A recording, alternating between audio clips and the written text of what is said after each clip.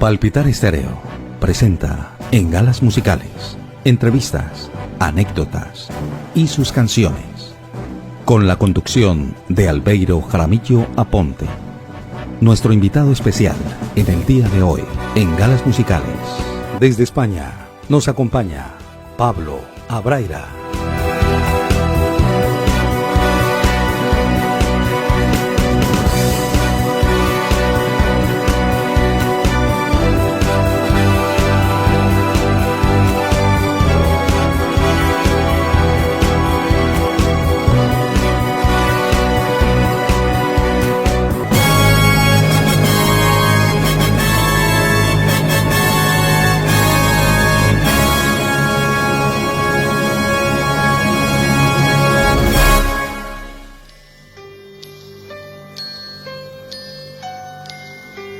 Amor, no sabes qué hora es. No, por favor, no digas nada. Yo lo sé todo, ya lo ves. Cierra la puerta y calla.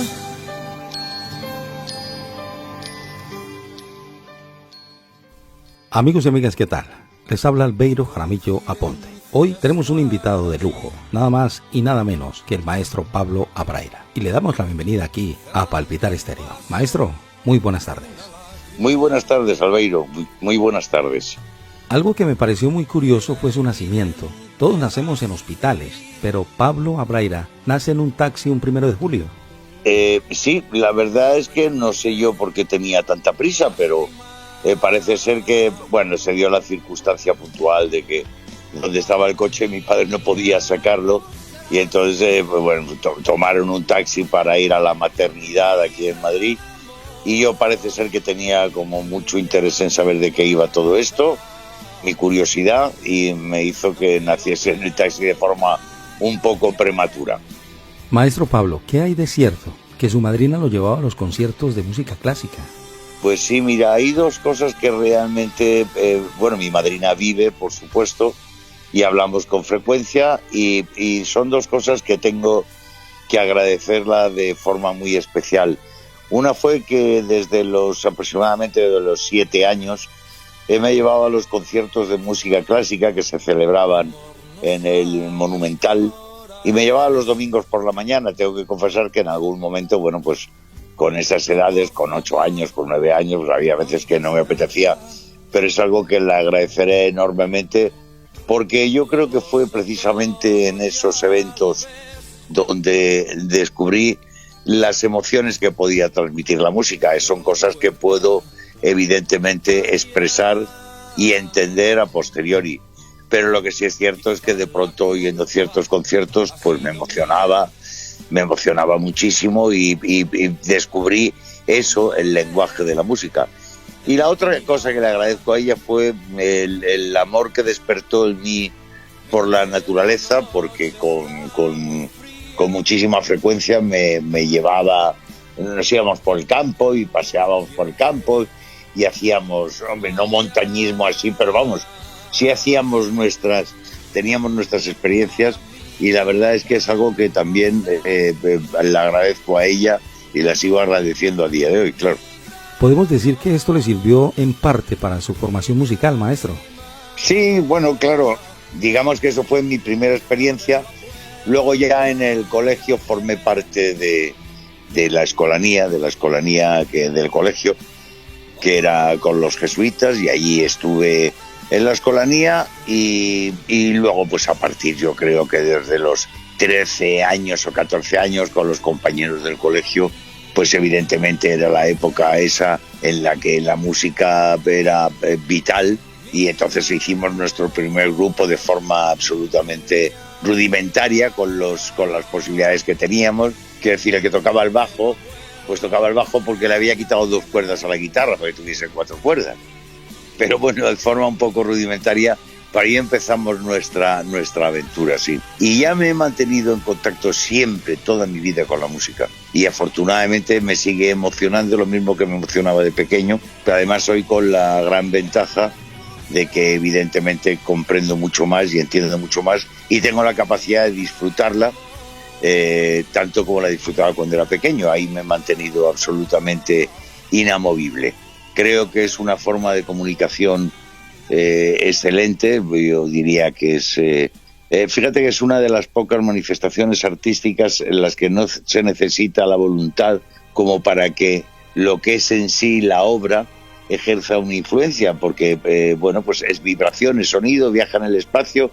Es decir, para leer un libro te tienes que sentar y poner tu voluntad para leer, pero la música y digamos que los olores y los sabores son sensaciones que tienen además la capacidad de trasladarte a épocas de tu vida. De ahí que yo considere, y cosa que te agradezco a ti también, que canciones que haya grabado en el pasado, a través de personas que siguen poniendo esas canciones, pues en cierto modo es proporcionar recuerdos a esas personas en las que las canciones que yo he grabado en un momento determinado he tenido la suerte de que formen parte de la vida, de la banda sonora de la vida de muchas personas.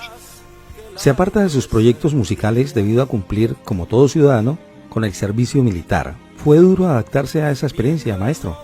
No, fue durísimo, durísimo. Afortunadamente eso ya no existe, pero en aquella época sí era absolutamente obligatorio el servicio militar. Además se dio la circunstancia de que a mí me tocó cumplirlo en África, con lo cual tenía que desplazarme, con lo cual había pocas posibilidades de que hubiese una continuidad. Y a gran parte de los que formábamos el grupo que estábamos en aquel momento, que ya habíamos grabado algún disco, que me parece que el primer grupo fue los Grimm, como los hermanos Grimm, y bueno, pues nos tocó, éramos más o menos de la misma edad, y más a 2 o 3 nos tocó el servicio militar, y bueno, se rompió. Afortunadamente cuando regresamos volvimos a reconectar, pero fue un lapsus de tiempo en el que realmente eran momentos fantásticos, porque bueno, pues teníamos...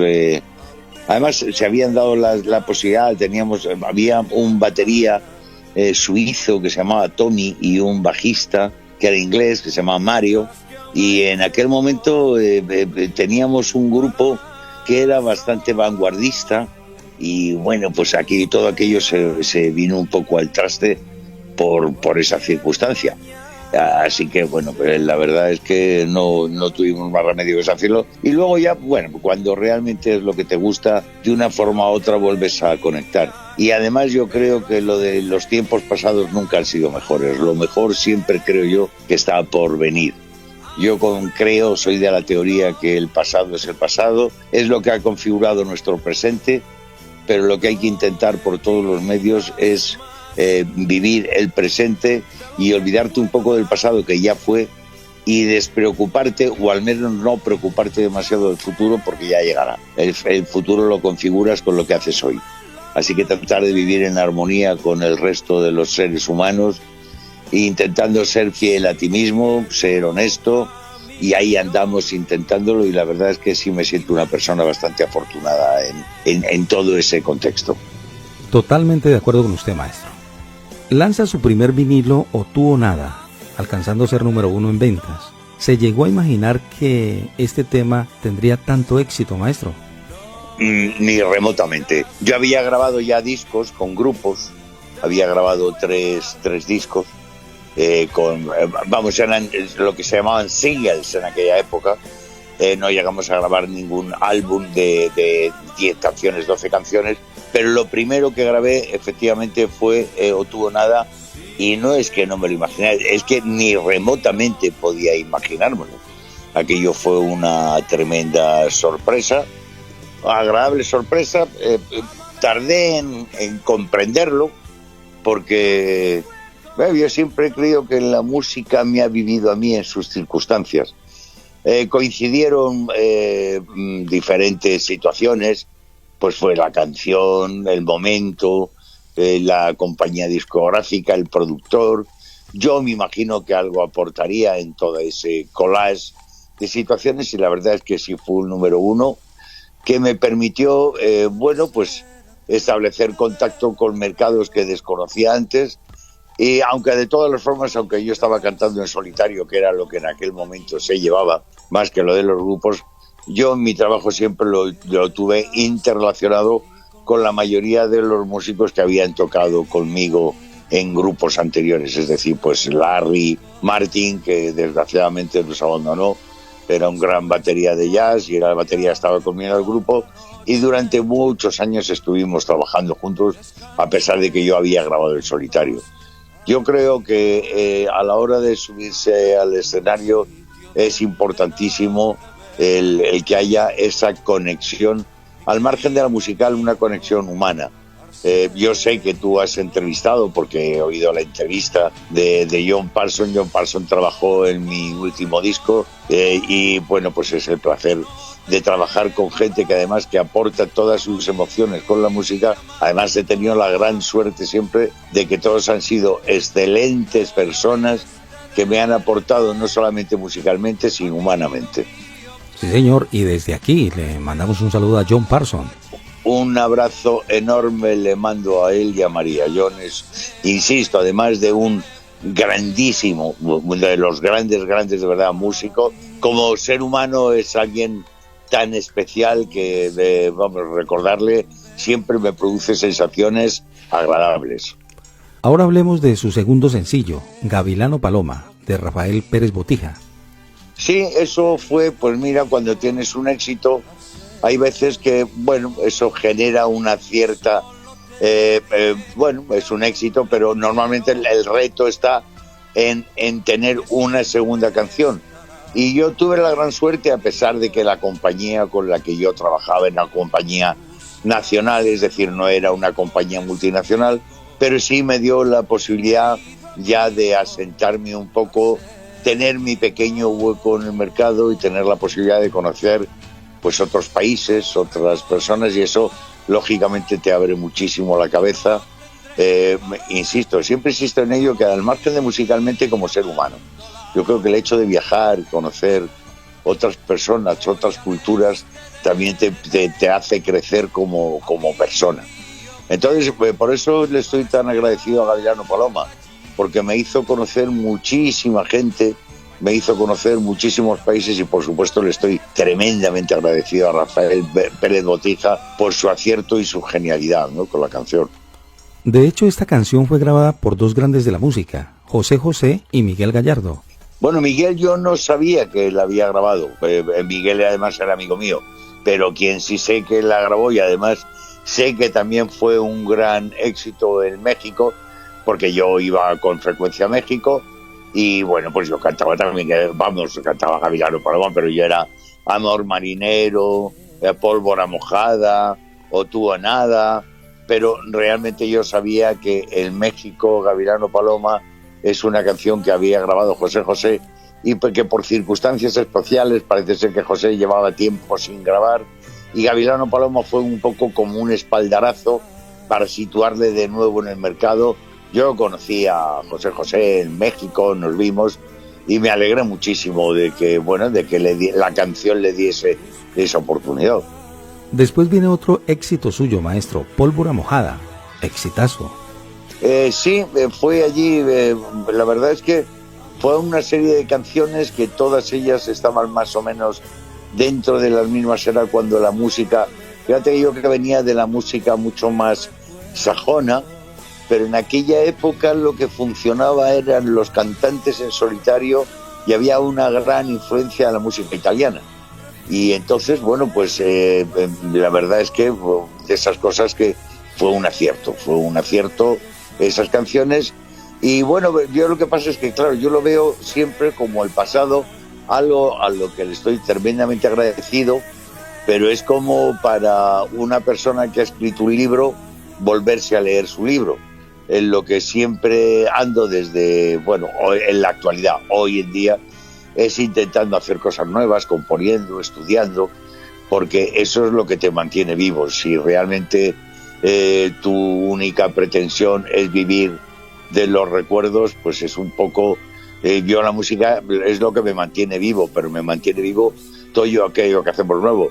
y a pesar de que evidentemente le estoy tremendamente agradecido a todo lo que me aportaron aquellas canciones, lo que estoy interesado siempre es en lo nuevo que haces. Eso yo creo que es algo vital, ¿no? En 1978 se presenta con gran éxito en el prestigioso Festival Chileno de Viña del Mar, repitiéndolo en 1995. Maestro. Pues mira, lo de Viña del Mar ha sido, yo creo, la actuación.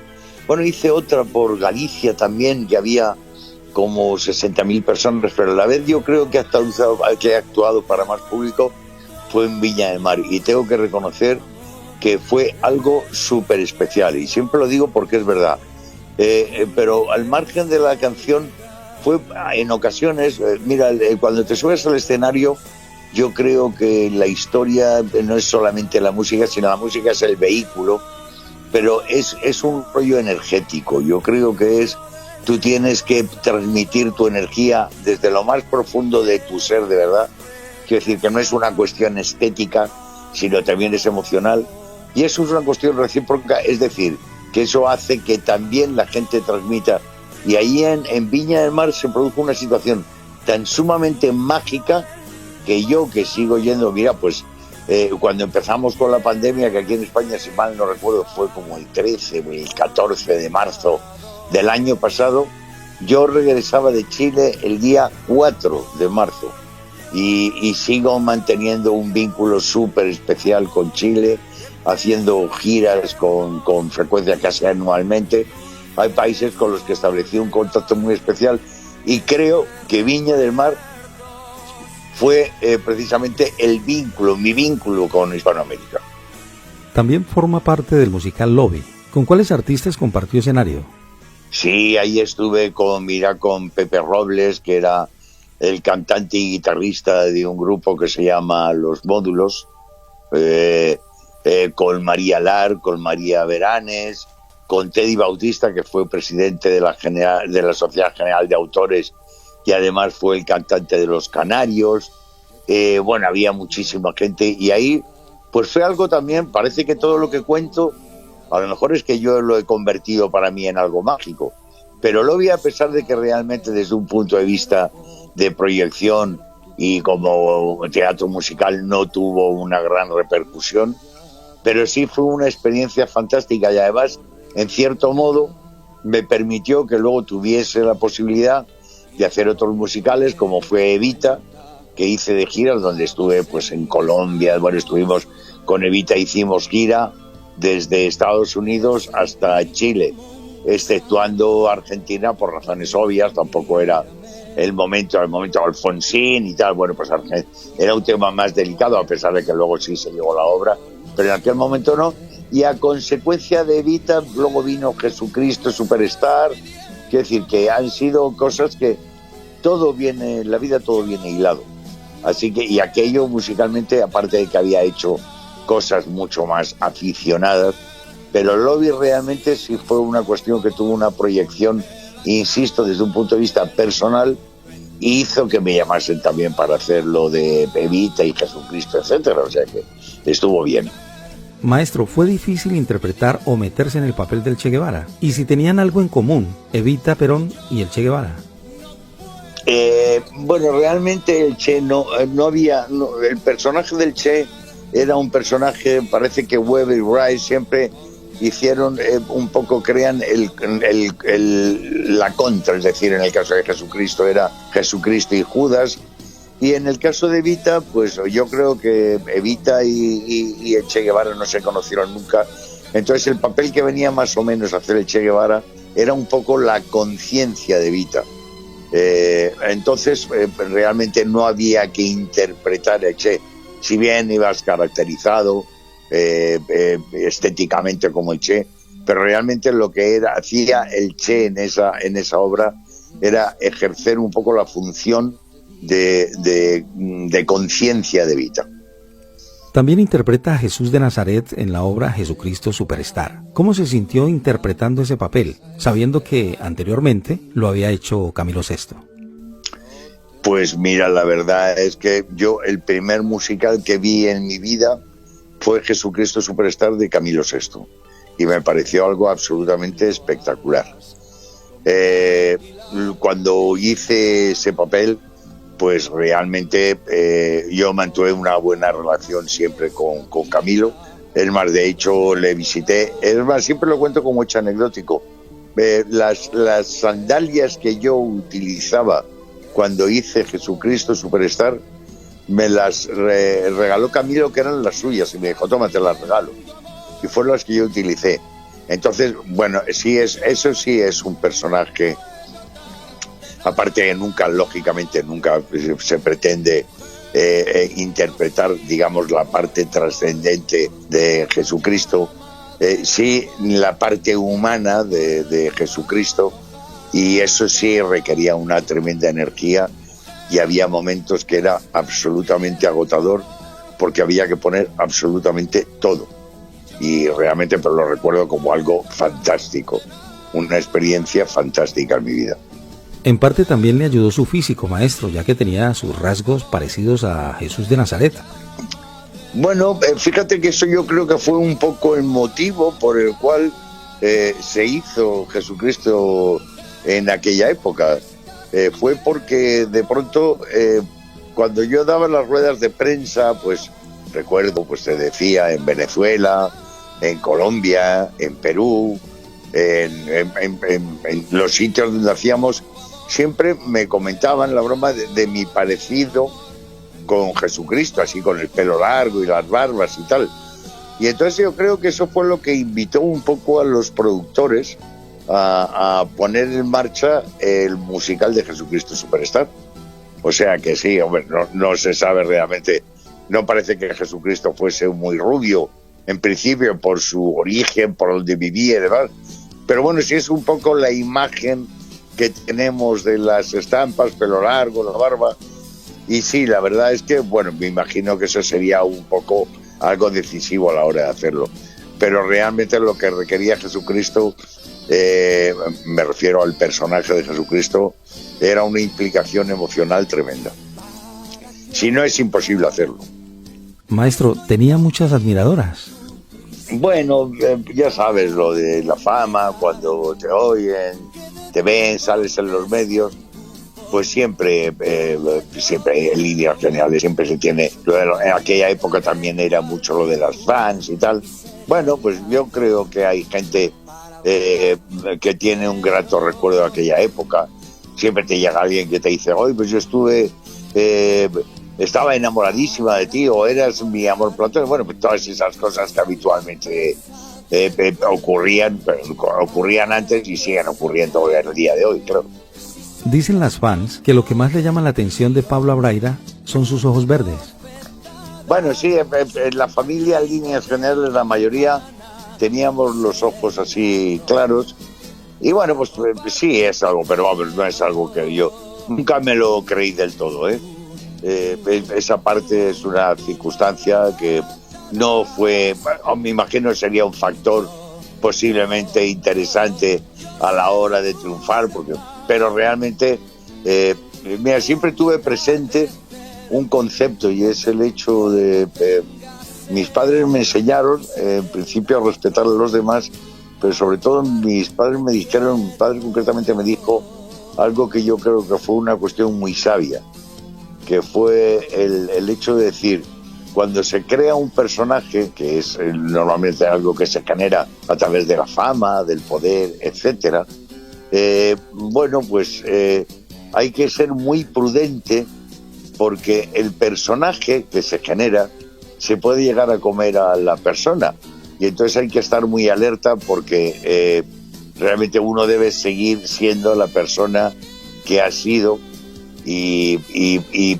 ser consciente de que todo eso son circunstancias de la vida, que bueno, que hay que, bueno, aceptar, disfrutar, pero siempre siendo persona por encima de cualquier otra cosa. Sí, tener los pies en la tierra y no perder el norte, como decimos nosotros en Colombia. Efectivamente, aquí se dice exactamente igual, no perder el norte. No, yo creo que eso es importantísimo. Hay mucha gente, además, es que la fama es algo terriblemente peligroso. La fama, ya sea a través del arte, de la política, de cualquiera de las posibilidades que puede generarte lo que es en sí la fama, hay que ser muy, muy, muy prudente porque, insisto, puede ser o tu aliada, si lo utilizas para algo positivo, o sencillamente puede ser alguien que te come a ti mismo y se come a la persona y terminas hablando de ti mismo en tercera persona, que eso es un tema muy delicado. Fue presentador de una serie televisiva llamada Weekend, dedicado al turismo. ¿Cómo fue su paso por la televisión? Pues mira, eso fue una experiencia fantástica porque tuve la oportunidad. Eso fue hace como, no sé, como 4 años, una cosa así. Pero me permitió la posibilidad de vivir experiencias que de no haber hecho ese programa nunca habría vivido. Es decir, no creo que fuese una cuestión así muy habitual de tener actividades como tirarte desde un avión, hacer espeleobarranquismo, barranquismo, submarinismo. Y entonces ese programa me permitió tener todas esas experiencias, con lo cual, bueno, pues es algo acumulativo. A lo largo de la vida, cuantas más experiencias tengas, y también conocí muchísima gente del medio rural que también me hizo, pues eso te hace crecer siempre. Maestro Pablo, ¿cuál es su cantante favorito? Stevie Wonder, sin ningún tipo de dudas. Hay muchos cantantes que me gustan, pero si me preguntas mi cantante favorito, tengo que decir que Stevie Wonder. ¿Y qué música suele escuchar? Pues oigo todo tipo de música, porque la música genera normalmente en líneas generales un estado de ánimo. Entonces cada estado de ánimo requiere una música que te acompañe. Yo oigo jazz, oigo, como te decía, Stevie Wonder, oigo música actual, oigo muchísima música clásica. Yo oigo todo tipo de música. No tengo vetado ningún tipo de música. Depende, insisto, del estado de ánimo. Hay una música que es la más adecuada para ello. ¿Y en algún momento le apetece escuchar sus propias canciones, maestro Pablo? No, eso nunca, solamente pues, aquello con lo que estoy trabajando.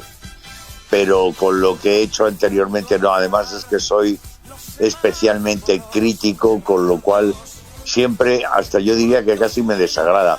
Hombre, si de pronto oyes una canción que estaba en un disco que prácticamente habías olvidado, la oyes y dices, ay, güey, pues mira esta canción, ¿sí? Y recuerdas el momento en el que la grabaste, pero yo no me escucho el Gavilano Paloma, ni el Tuvo Nada, ni nada de eso, porque, insisto, es como te decía al principio de nuestra charla, sería un poco como alguien que en un momento determinado ha escrito un libro y se lee sus propios libros. No, eso ya es algo que fue y está bien, y cumplió, aparte que, insisto, como te decía, que lo oigo críticamente, oigo las canciones críticamente y también mi imagen tampoco guardo recuerdos así de fotos y eso, ni de, vamos, de hecho no tengo todos los discos que he grabado, o sea que hay muchos que no los tengo, o sea que no es una cuestión, eso ya fue. Lo pasado pasado y atrás quedó. Efectivamente. Gavilano Paloma ha sido el tema más representativo de Pablo Abraira. Bueno, parece ser, yo no sé, porque yo creo que si No Tuvo Nada nunca hubiese existido. Hay países donde ha sido el pólvora mojada, pero sí, realmente con la canción que se asocia cuando hablas así hablar Pablo Abraira, me asocia al Gavilano Paloma, sí. Si tuviera que cambiar algo en su vida, ¿qué cambiaría? Nada, pues nada en absoluto, porque eso además, primero es absolutamente imposible, con lo cual sería absurdo planteárselo, y luego porque yo estoy muy satisfecho emocionalmente como ser humano de lo que soy ahora mismo. Ahora mismo, insisto, como ser humano, no estoy hablando ni de artista ni de nada, como persona. Y lo que soy ahora mismo ha sido configurado por todo lo que he vivido. Cualquier cosa que hubiese dejado de vivir en el pasado habría cambiado o modificado lo que soy ahora mismo. Como lo que soy ahora mismo está bien, había un libro de Uspensky que me parece que, si mal no recuerdo, se llama El extraño caso de Iván Osokin, en donde alguien le daban la posibilidad de volver atrás para modificar cosas de su vida. Y ahí demuestra el libro, bueno, porque es algo que es obvio, que eso es absolutamente imposible, porque si vuelves atrás te encuentras en el mismo momento en el que estabas y vas a volver a hacer exactamente lo mismo que hiciste, porque vas a sentir lo que sentías en ese momento, con lo cual vas a optar por lo que optaste en aquel momento, es el que eras en ese momento.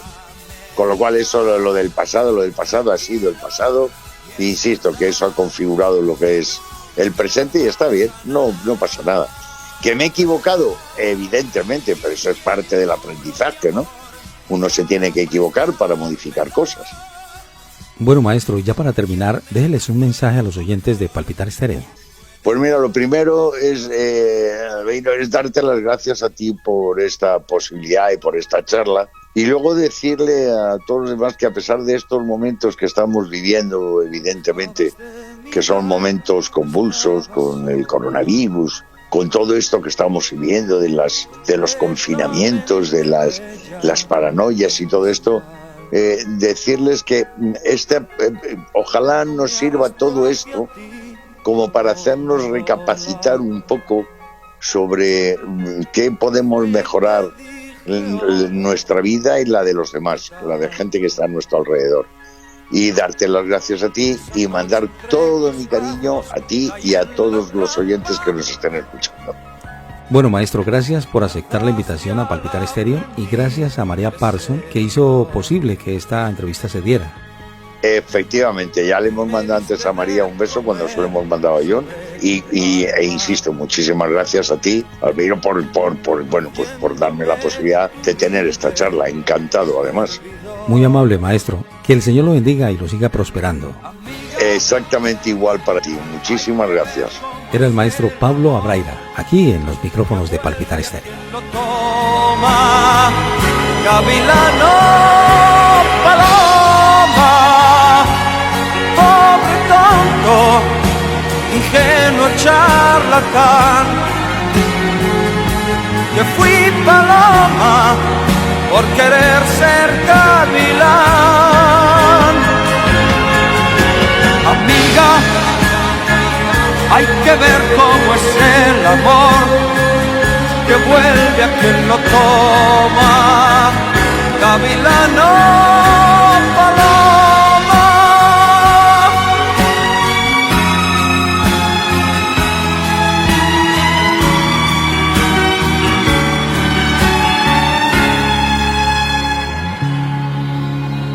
Yo bajé la cremallera de tu vestido y tú no me dejaste hablar. Solamente suspirabas, te necesito. Abrázame más fuerte, más. Al mirarte me sentí desengañado, solo me dio frío tu calor. Lentamente te solté entre mis brazos y dije: estate quieta, por favor. Amiga, hay que ver cómo es el amor, que vuelve a quien lo toma. Gavilano, paloma, pobre tonto, ingenuo charlatán, que fui paloma por querer ser gavilán. Amiga, hay que ver cómo es el amor, que vuelve a quien lo toma. Gavilano, paloma, pobre tonto, ingenuo charlatán, que fui paloma por querer ser gavilán. Amiga, hay que ver cómo es el amor, que vuelve a quien lo toma. Gavilano, paloma, pobre tonto.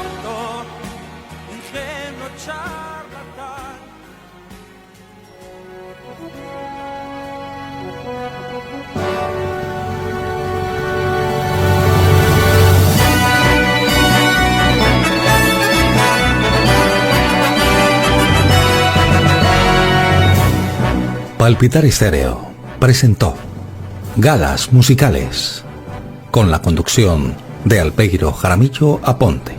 La invitación para que estén pendientes de nuestro próximo invitado, quien nos estará contando sus anécdotas y su historia musical a través de Palpitar Estéreo.